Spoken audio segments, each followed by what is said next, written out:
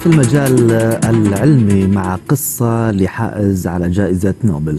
والده عالم ووالدته مزارعة، غير أن الطب وتحديدا رغبته في علاج الأمراض هو ما أدخله مجال الأبحاث العلمية. في لقاء خاص لكاميرا NBC يؤكد البروفيسور بيتر آغري الحائز على جائزة نوبل للكيمياء يؤكد ضرورة أن يكون لكل شاب مثال يقتدي به وأن لا يخاف من الفشل. لقاء خاص مع الزميلة ديما طايا، نتابع.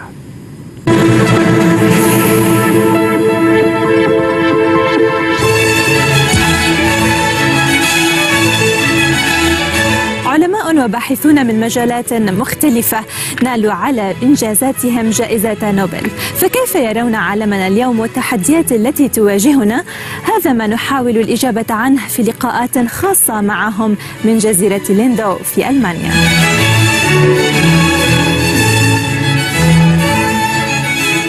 بيتر آغري طبيب أمريكي أستاذ وعالم جزيئات، نال جائزة نوبل للكيمياء بالمشاركة مع رودريك ماككينون عام 2003 لاكتشافه الأكوابورينز، وهي بروتينات تنقل جزيئات الماء عبر الجدار الخلوي. انتخب عام 2009 رئيسا للجمعية الأمريكية للتقدم العلمي، وهو أستاذ في جامعة جونز هوبكنز ومعروف بأبحاثه في مجال علاج الملاريا وخصوصا في إفريقيا. Professor Ághri, I would like to thank you first for this opportunity and welcome you to our show. Can we start from the beginning of your career and your journey with science? What got you into science? Well, for me, going into science was expected. My father was a chemistry professor at a small college, and he emphasized science and math to my brothers and me. My mother was not educated. She was a farm girl. She emphasized the humanities and doing something important for less advantaged people. So for me, there was a lot of encouragement to follow the pathway of medicine. And in fact, I came into science because I studied medicine, not because of pure excitement for science. But whatever gets you in the game, it's all right. The challenges were mostly internal challenges with youthful curiosity balanced with youthful recklessness. I had some of each, but in the end, the interest in becoming a medical doctor brought me to doing research on third world diseases. So I don't think the challenges were overwhelming. There were more opportunities. Which direction as opposed to any direction. And you were talking about opportunities, but do you feel for young scientists it is important for them to follow these opportunities and follow their passion, or to just look around them and try to solve the problems they see in the world?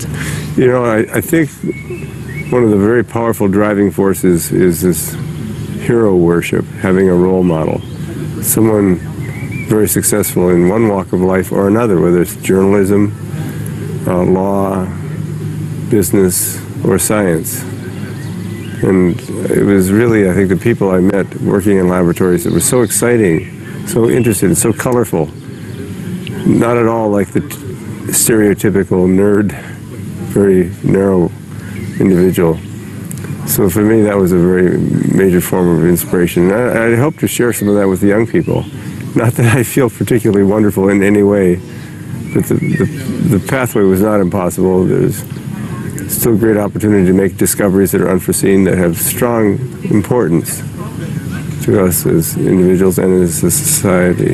From your experience, what are the challenges that are facing our world right now, and what are the areas that scientists need to work more on?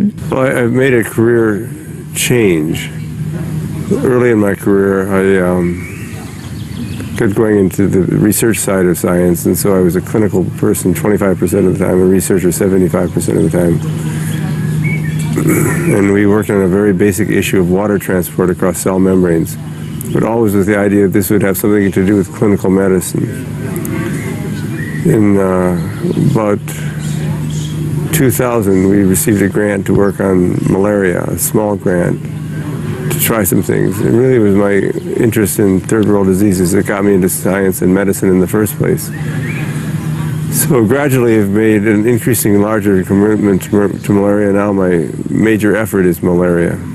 So my extracurricular interest is in science diplomacy. So I'm traveling for science diplomatic reasons. I'm traveling because I work in Africa. And so it's been a major change. Our efforts are research, though. We're not an aid agency. We're not in Africa trying to pass bed nets, and we don't have the resources to do that. But to find out the better way to prevent and treat the disease, both by field research and in the laboratories back in Johns Hopkins in Baltimore. And is there any advice that you'd like to give young scientists and researchers? Yes, I think I would always encourage them to take the adventurous pathway. If it's too obvious something will work, it's probably not very exciting. Somebody else will do it. But to look for the adventure. Science is always about new adventures. I think the big discoveries are always discoveries that have some element of risk and uncertainty. And if we all play it too safe, science will not advance. No one wants to be foolish, try impossible things, trying unusual approaches to problems, or even finding new problems. It's worthwhile. I think this is the core of science, after all, is to challenge the present. I think that's true. I think it's unlike other work. No one wants to put your life savings in the hands of a creative banker or to go to a neurosurgeon who's going to try new techniques on your brain. Science, though, is about the unforeseen and the unexpected and the unproven, the untested, all of those things. So in some ways, a lot of creativity is helpful. But I think keen observation is also very important. You must interpret things as they really are, because science is about the truth. Any science which is off base will be corrected sooner or later. Thank you so much for being with us and giving us this opportunity. Well, thank you so much, and I wish all the best. And the young scientists in the Gulf region, they have many opportunities. We look forward to seeing them more and more. Thank you so much.